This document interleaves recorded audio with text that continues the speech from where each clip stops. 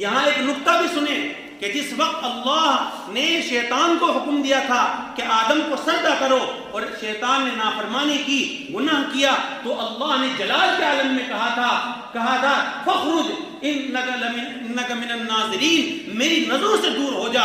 اللہ جلال کے عالم میں تھے اور شیطان نے اس وقت مانگا کہ اے اللہ مجھے ایک وقت نیاز تک آپ مہلت دے دیجئے، جن بندوں کے بارے میں تو مجھے ذلیل کر کے نکالتا ہے میں تیری ان سے نافرمانی کرواؤں گا، تیری ناشکری کرواؤں گا۔ تو اللہ نے کہا کہ جا تجھے مہلت دی، لیکن میرا بندہ بتقاضۂ بشریت اگر گناہ بھی کر لے گا اور گناہ کر کے میرے پاس آئے گا تو میں پھر بھی اس کی توبہ کو قبول کر لوں گا۔ وہ شیطان نے جب یہ دیکھا تو یوں کہا کہ میں تیرے بندوں کو آگے سے بھی بہکاؤں گا، پیچھے سے بھی بہکاؤں گا، دائیں سے بھی بہکاؤں گا، بائیں سے بھی بہکاؤں گا۔ تو فرشتے حیرت میں پڑ گئے اور یوں کہا الہی یہ تو تیرے بندے کو چاروں طرف سے بہکائے گا۔ تو اللہ نے کہا کہ تمہیں پتہ نہیں، یہ دو سمت بھول گیا۔ جب میرا بچہ گناہ کر کے میرے دروازے پہ آئے گا اور یوں کہے گا الہی عبدک العاصی اتاکا، الہی میں تیرا گنہگار بندہ ہوں، تیرے در پہ آیا ہوں۔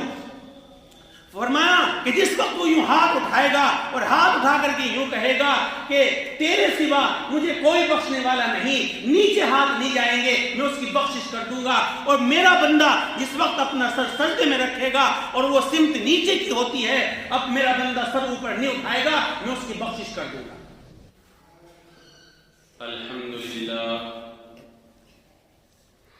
الحمدللہ وکفا وسلام علی عباده الذین اصطفى اما بعد فاعوذ باللہ من الشیطان الرجیم بسم اللہ الرحمن الرحیم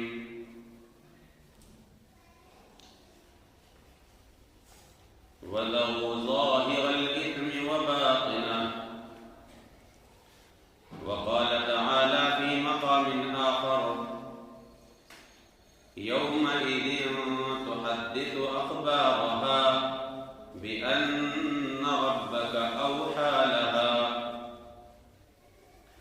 صدق الله العظيم۔ میرے محترم بزرگوں اور عزیز ساتھیوں اور پیارے بچوں، قرآن کریم میں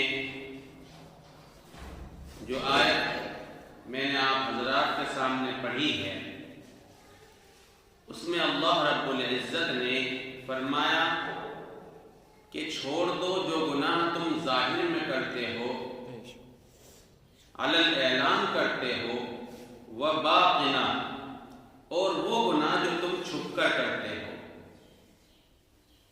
گناہ کہتے ہیں اللہ کے حکم کو نہ ماننا اور نبی کے طریقے کو چھوڑ دینا، اسے کہتے ہیں گناہ۔ گناہ چھوٹا ہو یا بڑا ہو، اللہ کی نظر میں گناہ ہوتا ہے، اور ہم چاہے وہ گناہ چھپ کر کریں یا علی الاعلان کریں، اللہ رب العزت کو سب پتا ہوتا ہے۔ بلکہ اللہ رب العزت تو یوں فرماتا ہے کہ یہ میرا گنہگار بندہ گناہ کر کے،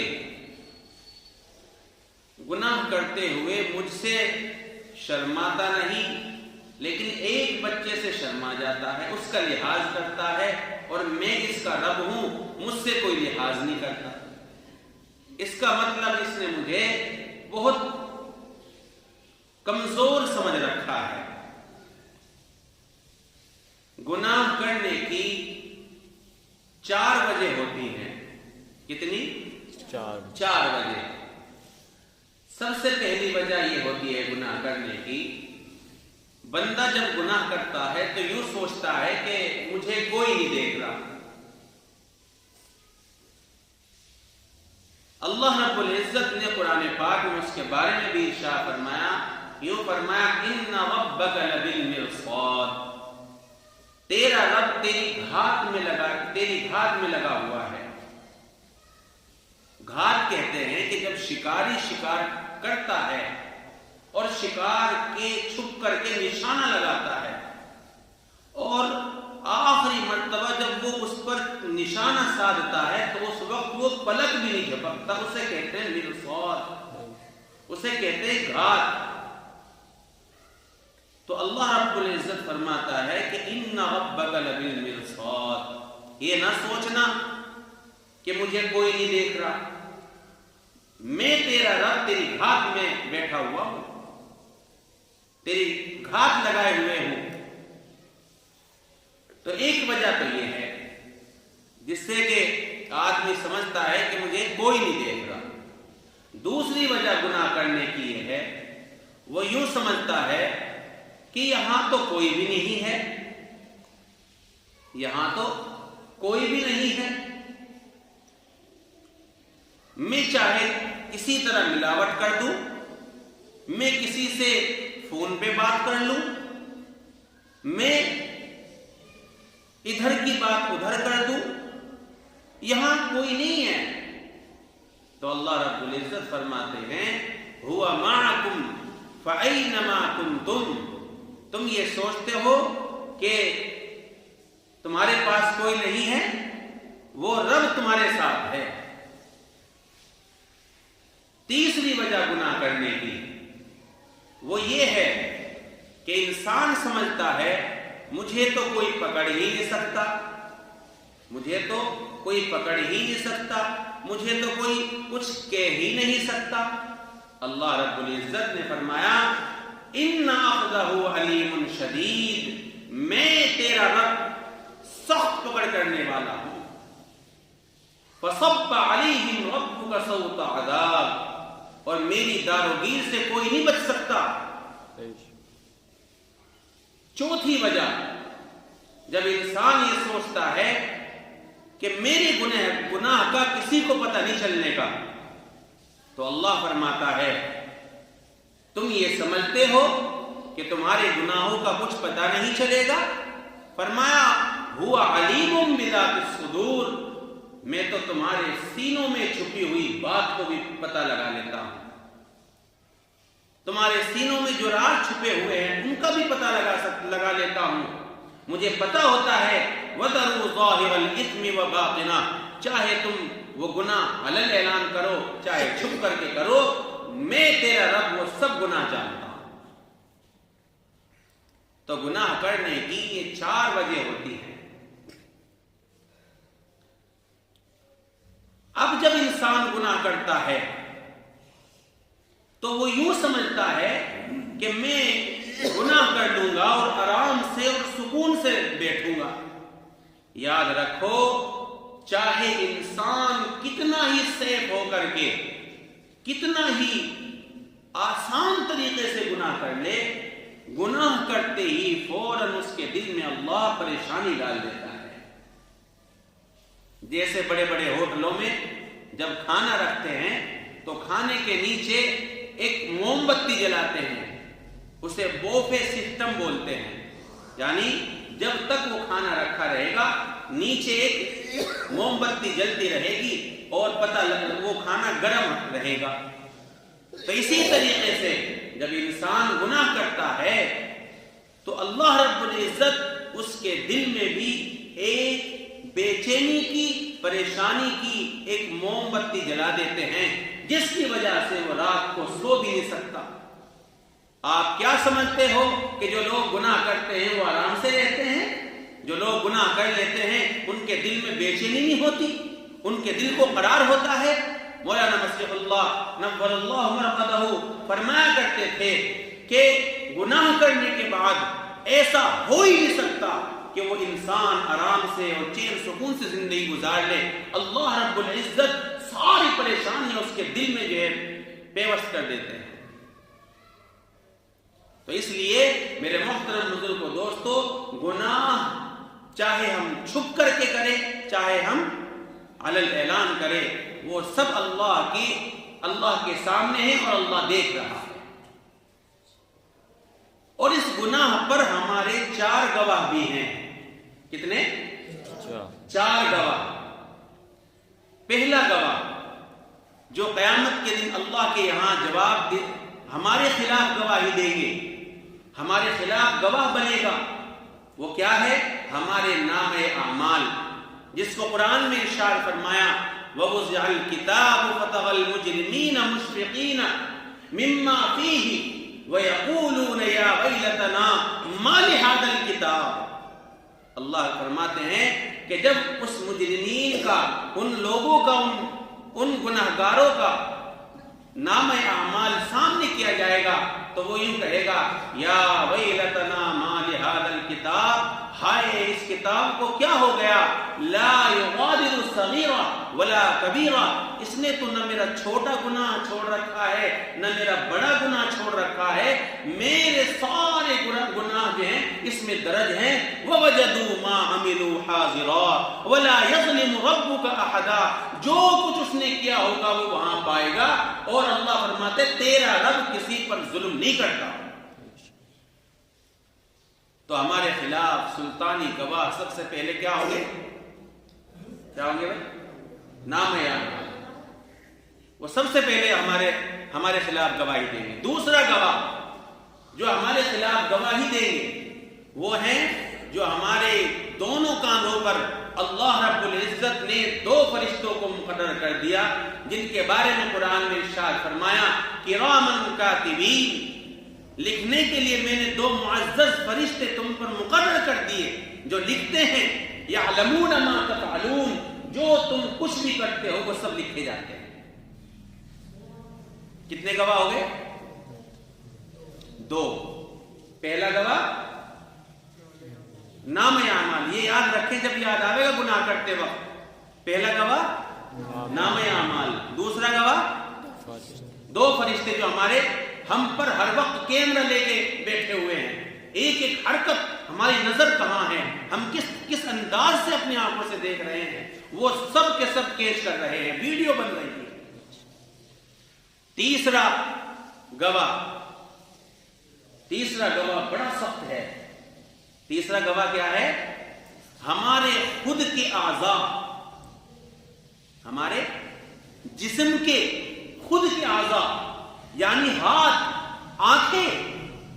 زبان پہ تو تالا لگا دیا جائے گا. قرآن میں ہے الیوم نختم علی افواہہم وتکلمنا ایدیہم وتشہد ارجلہم. اس دن تمہاری زبان پر تالا لگا دیا جائے گا، ٹیپ چپکا دی جائے گی. وہ فرمایا وتکلمنا ایدیہم، تمہارے ہاتھ بولیں گے، وتشہد ارجلہم، تمہارے پاؤں بولیں گے. کیا بولیں گے؟ جو کچھ تم نے کیا ہوگا وہاں تقسمون، جو تم نے کیا ہوگا وہ سب دیکھ لے گا. اور کیا کہے گا خود یہ انسان، خود کیا کہے گا اپنے اعضاء کو؟ لم شہدتم علینا، تم نے میرے خلاف گواہی دی، میرے خلاف تم کھڑے ہو گئے. میں نے تمہیں طاقتور بنانے کے لیے حرام مال کما کر کے تمہیں طاقتور بنایا تھا. میں نے حرام مال کما کر کے تمہارے لیے تمہیں طاقتور بنایا تھا، تمہیں طاقت پہنچائی تھی. آج تم میرے خلاف کھڑے ہوئے ہو. لما شہدتم علینا، کیوں بول رہے ہو تم آج میرے خلاف؟ تو پتہ ہی آتا کیا کہیں گے؟ قالوا انطقنا اللہ الذی انطق کل شیء، کہ ہم نہیں بول رہے، یہ سارے بولنے کی طاقت تو ہمیں کس نے دی ہے؟ اللہ نے دی ہے. ہم کچھ نہیں کہہ رہے، یہ ساری کی ساری تو اللہ نے. اور کس نے دی ہے گویائی؟ الذی انطق کل شیء، جو ہر چیز کو گویائی دیتا ہے، جو ہر چیز کو بولنے کی طاقت دیتا ہے. آج ہمیں اللہ نے بولنے کی طاقت دی ہے، ورنہ ہم تھوڑی تمہارے خلاف گواہی دے رہے. انہ خبیر بما تفعلون، وہ رب تو ایسا ہے، ایسا خبر رکھنے والا ہے جو تم کرتے ہو. تو کتنے گواہ ہو گئے؟ 3. پہلا گواہ نام اعمال، دوسرا گواہ کرامن کاتبین، جو ہمارے کندھوں پر بیٹھے ہوئے ہیں.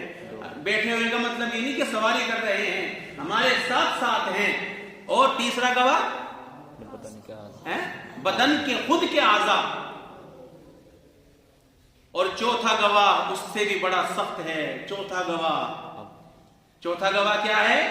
یہ زمین جو ہر وقت ہمیں واچ کرتی ہے، جو ہر وقت ہماری ویڈیوگرافی کرتی ہے. اللہ کہے گا، اللہ فرماتا ہے قرآن میں یومئذ تحدث اخبارها، اس دن زمین اپنی ساری خبریں دے دے گی. بِأَنَّ رَبَّكَ أَوْحَىٰ لَهَا، انسان یوں کہے گا اس زمین کو کیا ہو گیا، میں نے تو فلاں خطے میں جا کر کے گناہ کیا تھا، اس نے تو وہ بھی بتا دیا، میں نے فلاں شہر میں جا کر کے گناہ کیا تھا، کسی نے مجھے نہیں دیکھا تھا، آج اس زمین کو کیا ہو گیا، بِأَنَّ رَبَّكَ أَوْحَىٰ لَهَا، سب کچھ بیان کر دے گی یہ زمین۔ تو یہ اتنے زبردست گواہ ہیں جو ہمارے اوپر ہر وقت مسلط ہیں۔ کتنے گواہ ہو گئے؟ چار۔ اور اس دن اللہ فرماتا ہے یوم تبلی السرائر، کہ اس دن ہم بھید کھول دیں گے۔ او ہو کیا آیت ہے!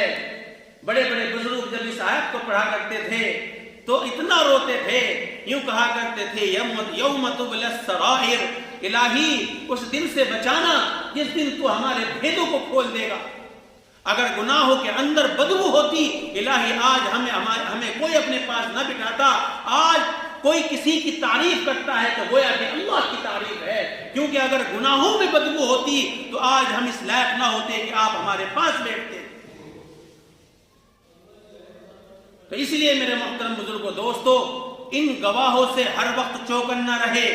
جب گناہ کرنے لگو تو یہ سوچو کہ میرے کتاب فوراً میرے اس میں درج ہوگا میرے نام اعمال میں۔ جب گناہ کرنے لگو تو یہ سوچو کہ کرامن کاتبین میرے اعمال کو درج کریں گے۔ جب گناہ کرنے لگو تو یہ سوچو کہ میرے خود کے اعضاء جن کے لیے میں یہ چوری کر رہا ہوں، جن کے لیے میں جھوٹ بول رہا ہوں، جن اعضاء کے لیے میں طاقت بنانے کے لیے یہ گھپلا کر رہا ہوں، یہ خود میرے اعضاء میرے خلاف گواہی دیں گے۔ گناہ کرتے وقت یہ بھی سوچے جس زمین پہ تو گناہ کر رہا ہے، غلط کام کر رہا ہے، غلط بات کر رہا ہے، تو یہ سوچے کہ کل کو یہ زمین میرے خلاف گواہی دے گی۔ تو انشاءاللہ ہم گناہ سے بچ جائیں گے جب ان چاروں گواہ ہمارے سامنے ہوں گے۔ دیکھا نہیں جب مقدمے کے گواہ جب سامنے آتے ہیں نا، کسی کے اوپر مقدمہ ہو جائے اور مقدمہ ہونے کے بعد جو اس کے خلاف گواہ ہوتے ہیں ان کی نظر پڑتے ہی یہ کہتا ہے کہ یہ میرے گواہ ہیں، یہ میرے خلاف گواہی دے رہا تھا مقدمے میں۔ ایسے ہی جب گناہ کرے تو اللہ کا ڈر، اس کا خوف دل میں آ جائے گا، اور یہ چاروں گواہ ہمارے سامنے ہوں گے تو پھر ہم گناہ کرتے ہوئے بھی ڈریں گے۔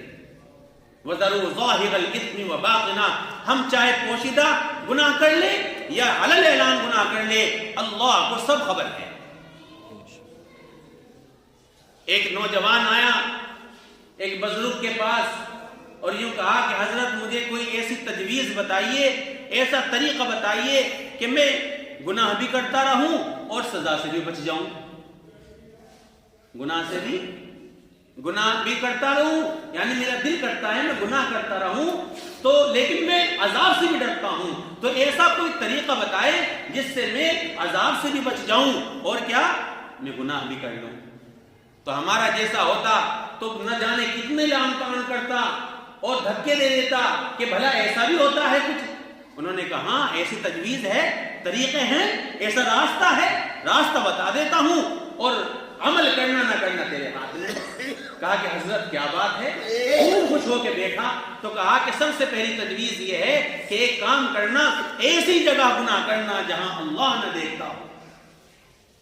ایسی جگہ گناہ کرنا جہاں اللہ نہ دیکھتا ہو۔ تو اس شخص نے کہا کہ حضرت ایسا کیسے ہو جائے گا؟ اللہ تو ہر جگہ حاضر و ناظر ہے، اللہ تو ہر وقت دیکھتا رہتا ہے۔ کہا کہ اچھا تو پھر ایک کام کرنا، جب ایسا کرنا اللہ کا رزق کھانا چھوڑ دینا، یوں کہہ دینا کہ میں نے کہا تیرا رزق کھایا تھا۔ تو اس شخص نے کہا کہ یہ حضرت ایسا کیسے ہو جائے گا، میں بغیر کھائے پیے کیسے زندہ رہوں گا؟ تو کہا کہ اچھا تو پھر تیسری تجویز یہ ہے، ایک کام کرنا، جب موت آئے تو اسے کہہ دینا کہ بھائی ابھی رک جا، میں تھوڑی سی توبہ کر لوں اور اس کے بعد لے کے چلیو۔ تو اس شخص نے کہا کہ حضرت یہ کیسے ہو جائے گا؟ اذا جاء اجلهم فلا يستأخرون ساعة ولا يستقدمون، موت کا فرشتہ تو جب آتا ہے تو نہ ایک سیکنڈ ادھر بلکہ ایک سیکنڈ کیا ایک لمحہ نہ ادھر نہ ادھر، ایسا ہو ہی نہیں سکتا کہ وہ میری سفارش سن لے۔ تو کہا کہ اچھا تو پھر ایک کام کرنا، جب قبر میں منکر نکیر سوالات کے لیے آئیں تو ان سے کہنا کہ بھائی ابھی پرمیشن نہیں ہے، ابھی پرمیشن نہیں ہے، اندر مت داخل ہو. تو کہا کہ حضرت ایسا کیسے ہو جائے گا، میں انہیں کیسے روک دوں گا؟ کہ اچھا تو پھر ایک کام کرنا، جب اللہ تمہیں عذاب کا حکم فرما دے اور فرشتے تمہیں لے کر کے چلنے لگے تو تم ضد کر کے کھڑے ہو جانا اور یہ کہنا میں نہیں جبتا. کیا کہنا؟ میں نہیں جبتا. تو اس نے کہا کہ حضرت میری کیا حیثیت ہے کہ میں انہیں منع کر دوں، میں انہیں روک سکتا ہوں؟ تو اب لوہا گرم تھا. حضرت نے فرمایا تو پھر تیری یہ حیثیت ہو ہی نہیں سکتی کہ اس رب ذوالجلال کے سامنے جو ہر وقت دیکھتا ہو، ہر وقت تجھے رزق دیتا ہو، تجھے سانس دیتا ہو، تجھے طرح طرح کی نعمتیں کھلاتا ہو، تو وہ ہر چیز پر قادر ہو، تو پھر تیری کیا حیثیت ہے کہ تو اس کے سامنے گناہ کرتا تجھے؟ اس شخص نے کہا کہ حضرت آج میں توبہ کرتا ہوں، آج کے بعد گناہ نہیں کروں گا. تو اس لیے میرے محترم بزرگوں دوستو، اللہ نے توبہ کا دروازہ کھول رکھا ہے. اس وقت ہے کہ آپ توبہ کر لیں، میں توبہ کر لوں، انشاءاللہ ہمارے گناہ معاف ہو جائیں گے. اور اللہ کی خاص رحمت اسی بندے پر ہوتی ہے جو اللہ سے توبہ کر لے. ایک جگہ جھگڑا ہو رہا تھا کہ حضرت ذرا یہ بتائیں کہ ایک فریق کہہ رہا تھا کہ جو گناہ نہیں کرتا اللہ کی نظر اس پہ ہوتی ہے، ایک فریق کہہ رہا تھا کہ نہیں اس پہ ہوتی ہے جو گناہ کر کے توبہ کر لے. تو ایک جولاہا انصاری جا رہا تھا جو تانا مانا بنتا ہے، اس شخص کو بلایا اور کہا کہ بابا ذرا ہمیں یہ بتائیں کہ اللہ کی نظر رحمت کس پہ زیادہ ہوتی ہے، جو گناہ کرتا ہے اس پہ یا جو گناہ کر کے توبہ کر لیتا ہے اس پہ؟ تو اس شخص نے کہا کہ میں زیادہ پڑھا لکھا ہوا تو نہیں ہوں، بس یہ ہے میں جب تانا بانا بنتا ہوں تو ایک دھاگا ٹوٹ جاتا ہے، میں اسے جوڑ دیتا ہوں، میں آگے چلتا ہوں، لیکن میری نظر اسی پہ رہتی ہے.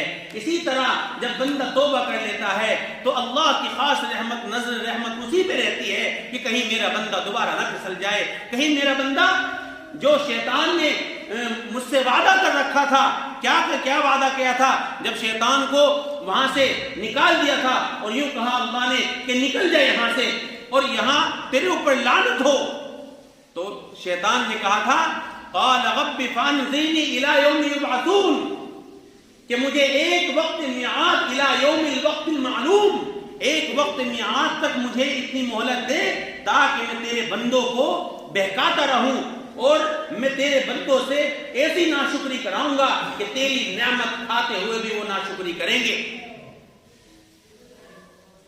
جب یوں کہا تو اللہ رب العزت کی، یعنی یہاں ایک نکتہ بھی سنیں کہ جس وقت اللہ نے شیطان کو حکم دیا تھا کہ آدم کو سجدہ کرو اور شیطان نے نافرمانی کی، گناہ کیا، تو اللہ نے جلال کے عالم میں کہا تھا فخرج انک من الناظرین، میری نظروں سے دور ہو جا.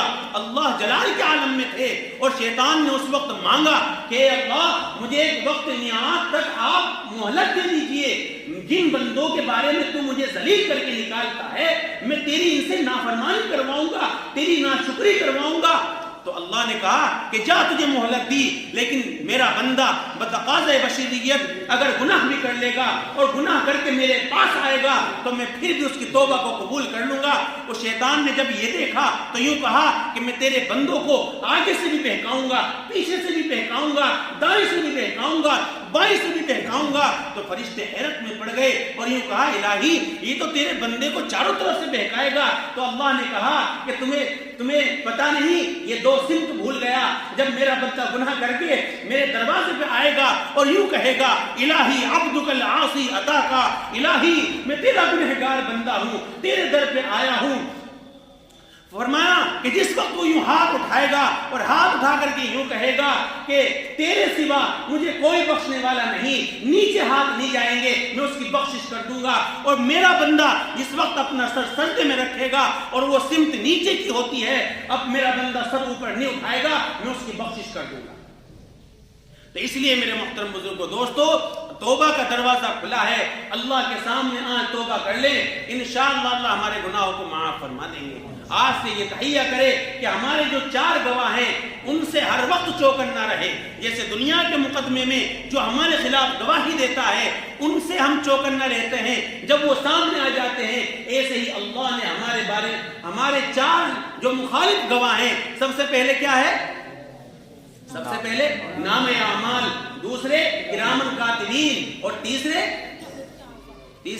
خود جسم کے اعضاء جو اس کے خلاف گواہی دیں گے، اور چوتھے زمین جہاں جس خطے پر ہم گناہ کریں گے۔ تو جب یہ چار گواہ ہمارے خود کے سامنے ہیں، خود کے سامنے، اللہ خود کہتا ہے کہ یہ بندے اپنے جسم سے بھی نہیں ڈر رہے، اپنے جسم سے بھی نہیں ڈرتے، جبکہ ان کا جسم خود ان کے خلاف گواہی دے گا، اور یہ ان گواہوں سے بھی نہیں ڈرتے۔ اس لیے میرے محترم بزرگوں، دوستو، اللہ ہم سب کو کہنے سے سننے سے زیادہ عمل کی توفیق عطا فرمائے، اور اللہ پاک ہمیں تمام گناہوں سے محفوظ رکھے۔ وآخر دعوانا الحمدللہ۔